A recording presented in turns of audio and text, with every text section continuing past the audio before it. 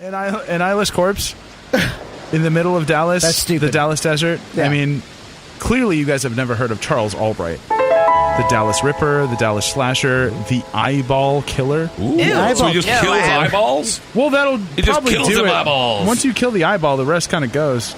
So the man's full name was Charles Frederick Albright. He was born in Amarillo, Texas, in 1933, and into an orphanage. He was adopted by Fred and Dell. By Adele? 1933 Adele, which is way more harsh than nowadays Adele. It was power violent. So Fred was a grocer. His adopted dad was a grocer, and Dell was a school teacher. And according to the Texas Monthly feature on him, Dell was a very strict and sort of like a helicopter mom. She was always trying to figure out like what was going on. She insisted on like chaperoning him on his first dates, and too much, lady. Even to the point where she would dress him in women's clothing. That is always a thing with killers. There's tied him to the bed for like weird punishments to like ground him essentially. So like it was in an abusive. He was abused as a child. When he was 11, he showed an interest in taxidermy and then took to, ladies and gentlemen, the crowd. Yeah. Killing small animals. That's always, that's next. Piece That's of next. shit. Yep. So he would show up with dead birds and various, small rodents and things like that. I have two more in my mind, by the way. If he checks off on, then it's helpless. So he, as a teenager, spent a couple months in prison for theft at one of his jobs. He was he liked to steal from places that he was employed at. And after his stint in jail, he joined the Arkansas State Teachers College, where he wanted to study anatomy. And with the intent of becoming a surgeon. According to the Texas Monthly article that came out on him, there was a strange prank where one of his ex-girlfriends started seeing pictures of her eyes that had been cut out of photographs, taped and pasted to different like walls in the area where she would see them. Like a Steve Buscemi, but way before that. Way creepier than Steve Buscemi. She's got Steve Buscemi eyes. But like, she's being made to like worry about that because just the eyes are showing up around campus, which is very unnerving and strange. Right? Like, thank you. So Charles Albright, actually, there's a couple of big like kind of 5-year stints where like nothing happened. Like he met some woman and had a daughter and got a job, and then 5 years later he pleaded guilty to sexually molesting a preteen daughter of the family that he had been the babysitter for through church. And then he only received probation for that. So 1985 Texas, well done. You fucked that up. So on the morning of December 13th, 1990, Dallas police found the body of 33-year-old sex worker Mary Lou Pratt dumped in a field naked to the waist. She had been beaten and shot in the back of the head. While performing the autopsy, medical examiners discovered that, and I'm quoting from this is from the actual Texas Monthly article.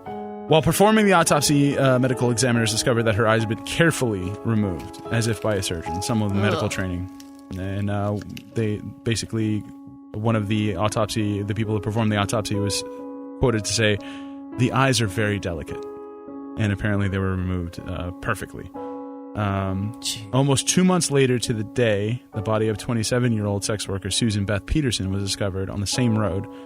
Likewise, she was found nearly nude, shot to the head, and her eyes had been meticulously removed. By that time, the media had gotten hold of the story, and the story of the Dallas Ripper, the Dallas Slasher, was already kind of out there, and they were searching for him.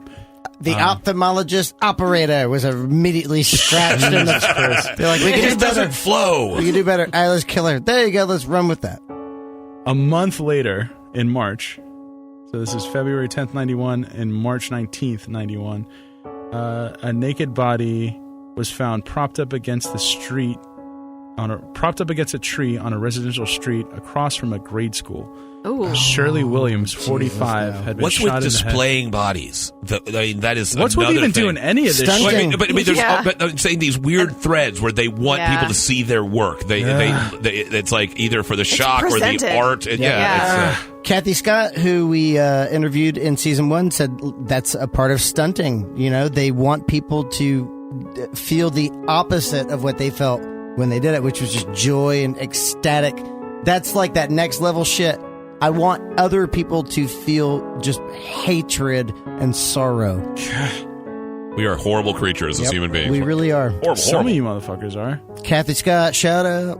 What up? Yeah. Kathy Scott. Love you, Kathy. Shirley Williams, 45, had been shot in the head, and the broken blade of an X-Acto knife was found embedded in the skin around her right eye. However, this was a sloppier removal from before. Police began interviewing various sex workers in the area and asking if there were any, rough johns, as they say, there were that anyone could report on. And a couple of women came forward and said that they had been attacked by a white man, South Dallas, near around the area where these killings were happening. And actually, one of the ladies was named Veronica Rodriguez. She claimed to have been nearly killed by a white man in South Dallas near the Mary Prue crime scene before fleeing to the house of a man later identified as Axton Scheindler. Scheindler rented a house from the deceased Fred Albright, which is how Charles Albright was eventually identified. A deputy recalled hearing his name on one of the reports, went out to interview, and someone said that they were his friend and had briefly dated him. And he was, quote-unquote, obsessed with eyes and had a large collection of X-Acto blades. What? Wow. Nothing to see Okay. here. Nothing to see Move here. on. Hey, so I like going on adventures and going to the beach, and my favorite taco place is this, and also I have a large collection of X-Acto blades, and I really like eyes. Ma'am, if you could tell us anything pertinent to this investigation, Really we would huge love to hear it. boxes of X-Acto knives. This guy's got a fucked up fucking Tinder account. Is Exactly. all. That's it. That was, yeah. Do you have beautiful eyes and love blades? Well, if you can remember anything, reach out to us. So they arrested him later that month, actually, March 22nd. He was living with his girlfriend, but he was, after interviewing several known sex workers in the area, he was known to all of them. He had a job as a newspaper delivery guy, so he'd be out like in the morning, getting popped off, I guess, and then the Popped off as he do. As the like kids you do say. in Dallas in Doing the it. 90s. Doing it. I got Listen to 5 some on it Kid on the and Play, radio. I guess Exactly. it's like whatever's on then. Like it's probably Will Smith. So police then searched his home, found his stash of X-Acto knives, a copy of Grey's Anatomy, and at least a dozen. Season 3. And then they were able to match several of his hair fibers from those found on the crime scene. They never found any of the murder weapons or the missing eyeballs. So the case was largely, reported to be based on what do you call it? Circumstantial evidence. Yeah. That the hairs were one thing. Maybe he was in the area. Something could have happened, but he was only charged on one of the killings for Shirley Williams. So the Pratt and Peterson murders, he was found not guilty of. However, because they knew he was a creepy fuck, they sentenced him to life in prison. He's currently incarcerated at the John Montfort Psychiatric Unit in Lubbock, Texas, and he is 85 years old. He maintains his innocence to this day. And he's still alive. So this all took place in Dallas? South Dallas, which, if you can even call that Dallas. Dallas has, Wow. It's not Dallas proper. Dallas, what up? Dallas has a huge sculpture of something related to this story. Does anyone want to... Just a big guy's eye? Huge eye. Really? Really? I threw that out there. I didn't know that. A big eye? Yes, there is a huge eyeball in Dallas, and I think it's to the south side of it because when you're flying out, you can kind of see it. So how many total victims? 3 suspected, 1 convicted. That's insane, dude. But the MO was the same. They found, and honestly, I mean, come on. Like the guy had. That's the thing. We like hit the things, right? Like abusive childhood, fucking killing small animals as a child. Fire. Went to prison. Prison stints. He didn't do any fire. I don't think. And also Probably maybe bedwetting got caught up. were my two that I didn't hear.